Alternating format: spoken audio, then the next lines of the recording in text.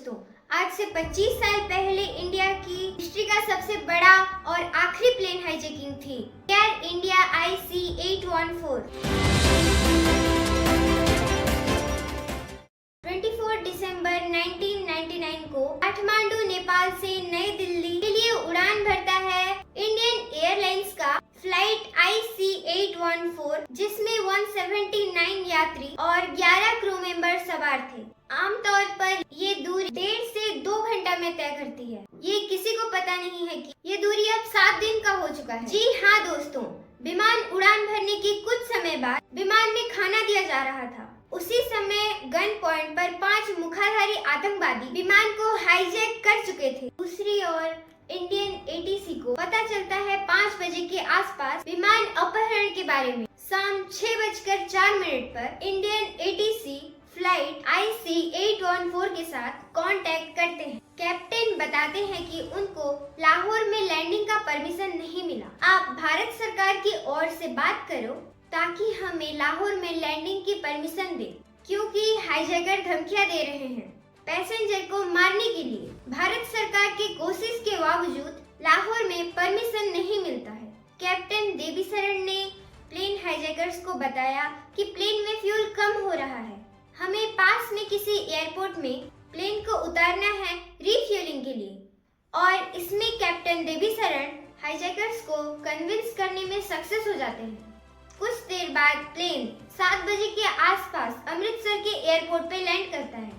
Captain बार बार refuelling का request करते हैं, लेकिन ऑथोरिटीज की ओर से थोड़ी देर करते हैं ताकि कुछ किया जा सके। उसी टाइम गुस्से में हाईजैकर्स ने सतनाम सिंह नामक एक पैसेंजर के ऊपर हमला कर दिया, जिनको काफी चोट पहुंची।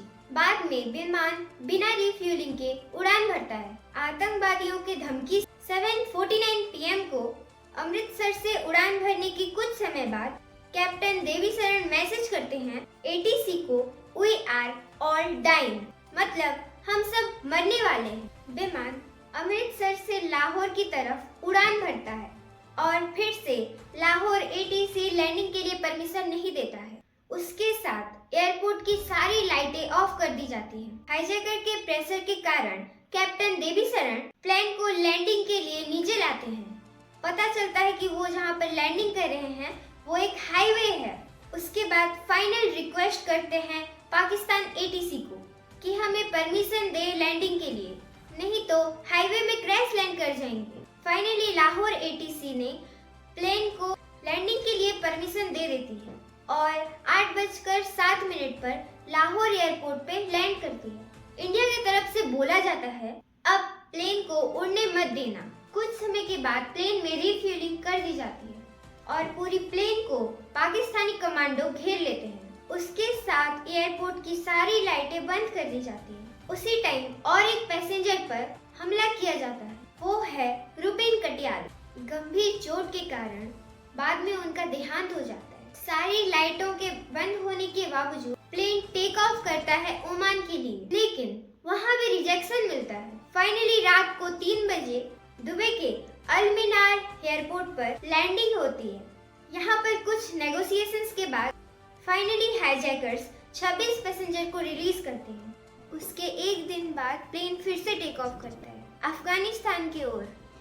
26 दिसंबर सुबह 8 बजे प्लेन लैंड करता है कांधार इंटरनेशनल एयरपोर्ट पर। उसी समय अफगानिस्तान में तालिबान का राज था और तालिबान चाहता था इंडियन गवर्नमेंट के साथ नेगोशिएट करने के लिए, लेकिन इंडियन गवर्नमेंट ऐसा नहीं चाहता था। भारत सरकार इस्लामाबाद हाई कमिश्नर का एक ऑफिशियल को कांधार भेजता है नेगोशिएट करने के लिए। अगले 6 दिन तक प्लेन में बैठे लोग यहीं पर रहते हैं। कोई अंदाजा नहीं है कि आगे क्या होने वाला है।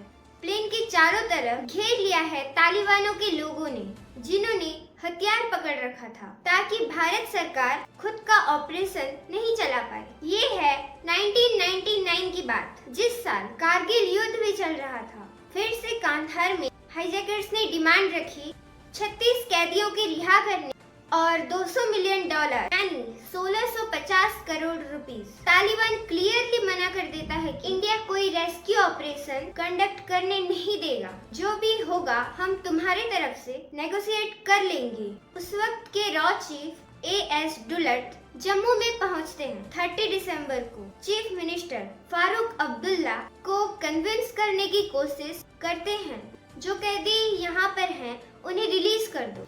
फारूक अब्दुल्ला बहुत सोचते हैं, वो आर्ग्यू करते हैं, इसका बाद में जाकर बुरा असर पड़ेगा। बाद में कैदियों को दिल्ली ले जाया जाता है और जसवंत सिंह के साथ एक प्लेन में बिठाकर कांधार भेजा जाता है।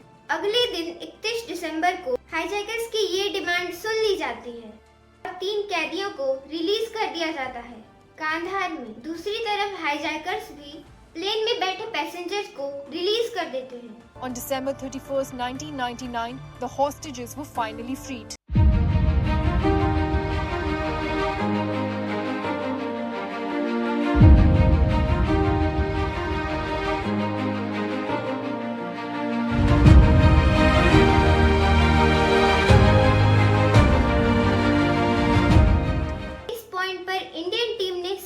तालिबान हाईजैकर्स को अरेस्ट कर लेंगे, लेकिन ऐसा होता नहीं। रिलीज किए गए कैदी और हाईजैकर्स को तालिबानी 2 लीडर ने एक गाड़ी में बिठाकर पाकिस्तान बॉर्डर की तरफ ले जाते हैं।